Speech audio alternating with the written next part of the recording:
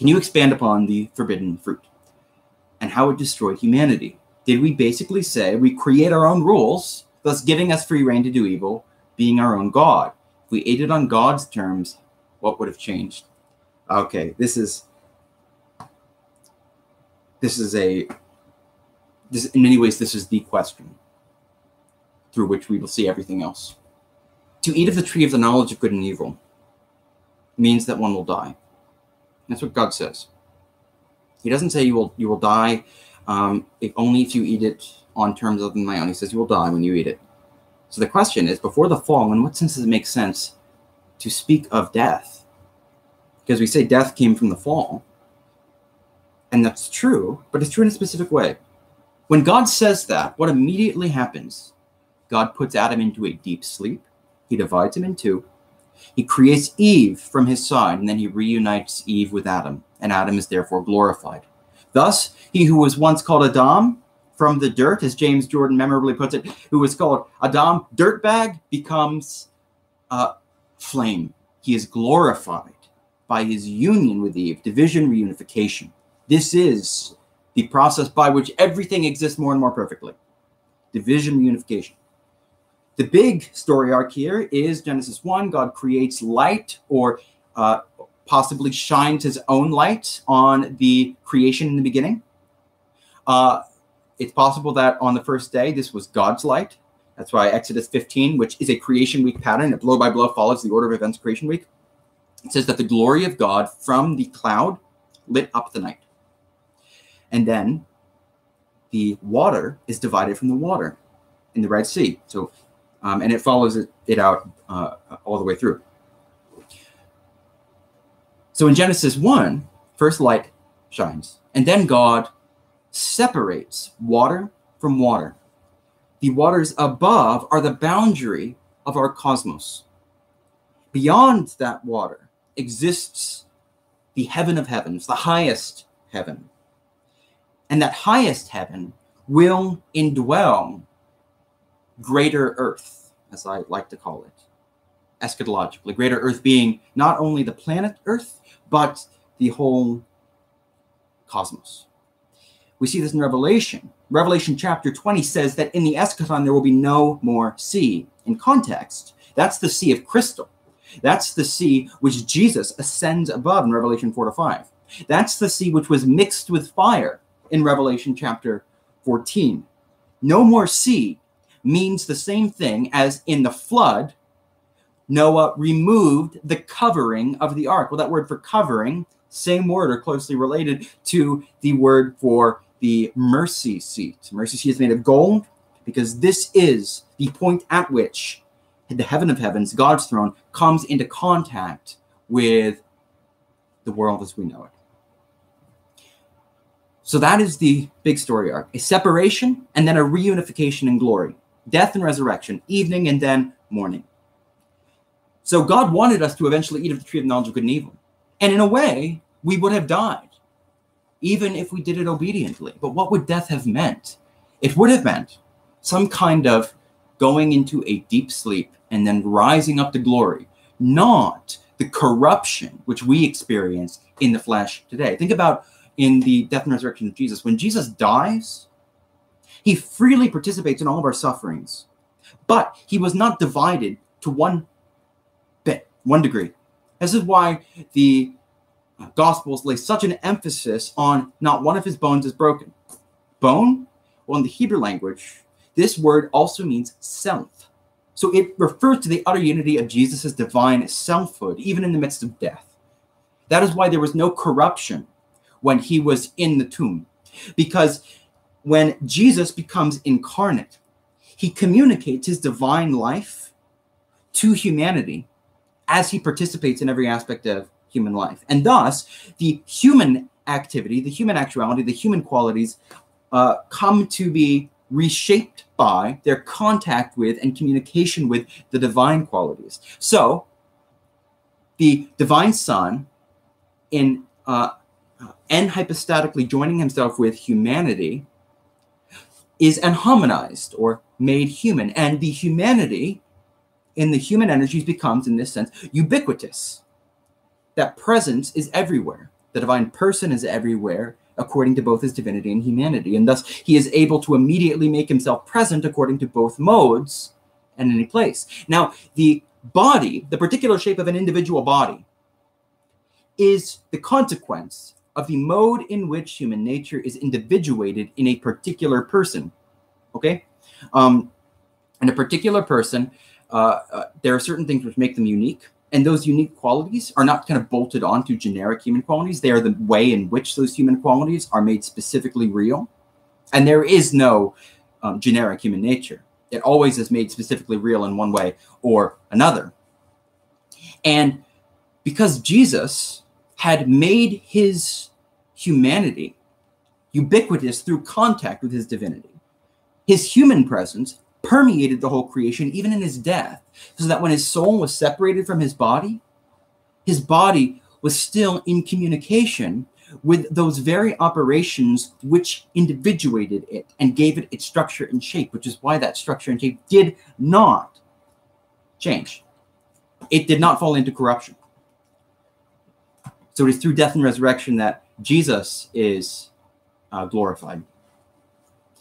And if we had not fallen, at some point when man had been expanded, had been opened up, had been stretched to the point where he was able to receive God into himself, I believe that at that point God would have become incarnate, and the incarnate word would have given the tree of the knowledge of good and evil to the entire human family, who would have gone into a sleep and then been raised to a new state of exalted life.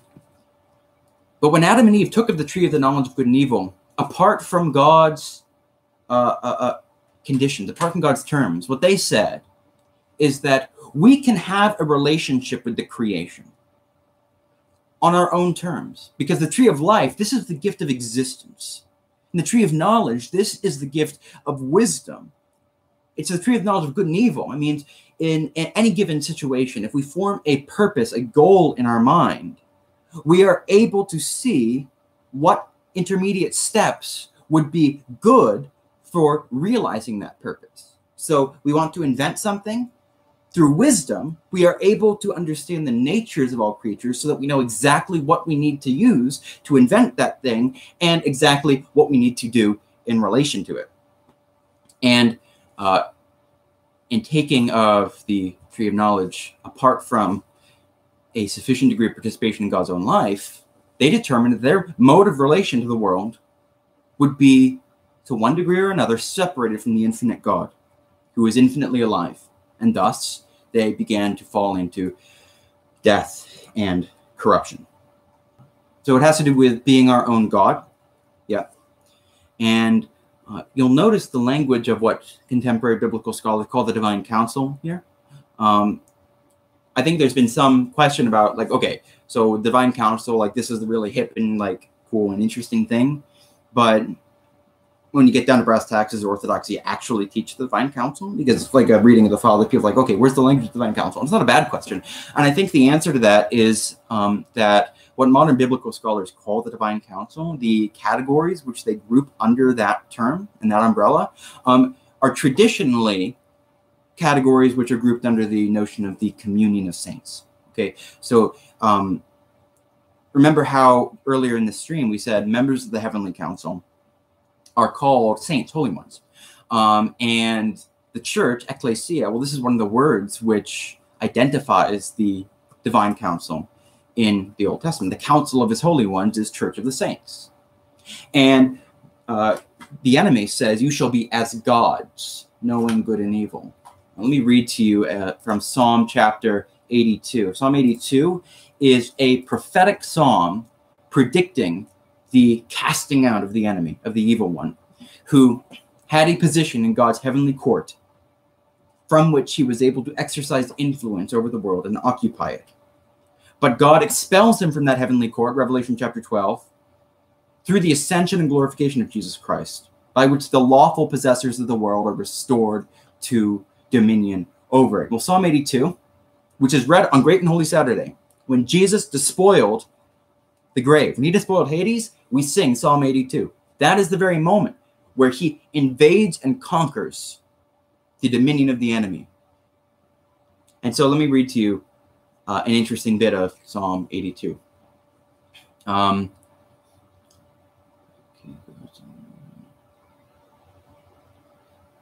Psalm 82, verse 5. They have neither knowledge nor understanding. They walk in darkness, all the foundations of the earth are shaken. He's talking about those gods, those Elohim, who went astray, who rebelled against what they were supposed to do. Knowledge, understanding. These words, both in the Hebrew language and the English language, are words which are often used in the context of talking about the tree of knowledge of good and evil. This is what it means to have dominion, to know the natures of things so that one can act effectively in relation to them. Now listen to this. This is really cool. I said, you are gods, sons of the Most High, all of you. They're called sons because God always rules the world through his son. So those who have the capacity to reign over the world are also called sons. That's why David is called son of God. That's why throughout the world, the king is identified as the son of the supreme God. In China, the emperor is called the son of Shangdi. Shangdi being God as he was known in ancient China. You are God, sons of the Most High, all of you. Nevertheless, as Adam, you will die and fall like any prince. Arise, O God, judge the earth, for thou will inherit all the nations.